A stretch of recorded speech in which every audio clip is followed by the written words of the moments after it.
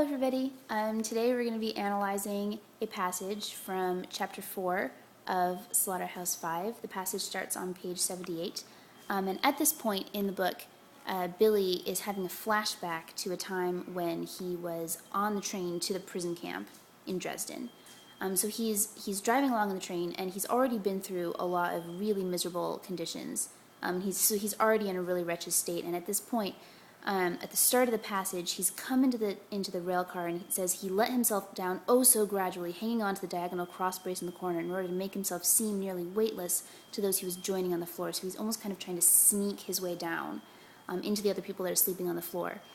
But this is not successful, and over the course of the passage, everyone in the train car gets more and more angry with him. They won't let him sleep, and by the end of it, Billy has completely given up, and he's just standing there, braced against the side of the train car, trying to sleep standing up. So I think that the action of the passage, he goes from trying to sit down and sleep to just giving up and leaning against the side of the train. So I think it sort of symbolizes how he goes from, still having a little bit of hope at the start of the passage to sort of slowly descending into despair. So by the end of the passage, he's just completely given up on everything.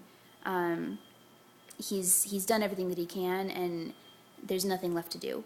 And so there's a lot of things about the form and the structure of the passage that Vonnegut uses to highlight that sense of growing despair and growing, just giving up on everything.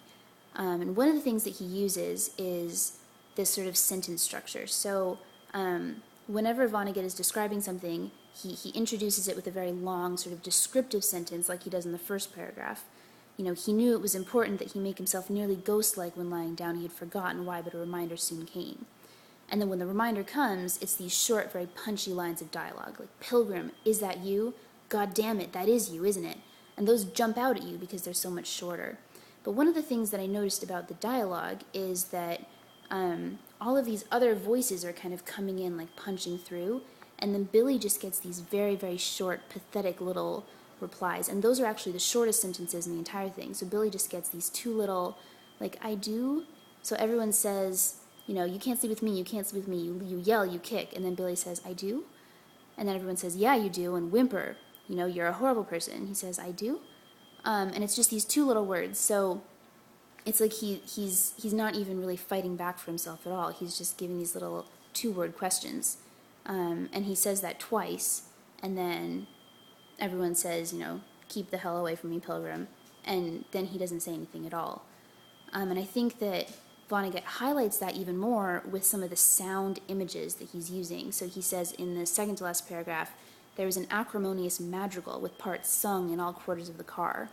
And I think Vonnegut's using that to sort of reinforce this image of all the people from all over the car sort of yelling out these horrible things to Billy Pilgrim in a madrigal, which is a kind of music where everybody sings on a different part all at the same time.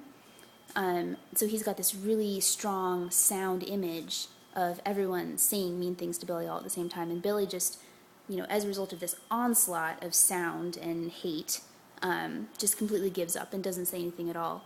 So, and that's the point where he gets to the end and he's just not even going to try. He's almost not even trying to survive anymore. He's just sleeping or not sleeping in the car. There's no more food coming in, and he's just sort of existing without really living. And I think that all of that sort of comes back to one of Vonnegut's major themes in the book, which is the idea that life is sometimes not really worth living, and he's not really sure why he's alive. And I think that you can really see Billy at this part of the book sort of slowly giving up on being alive because life is so miserable. So I think that, Slaughterhouse-Five kind of goes in waves. There are some moments where Billy seems to be gaining hope, and there are some moments where he seems to be losing hope. And this is definitely one of the moments where he seems to be losing this sense that there's anything worth living for.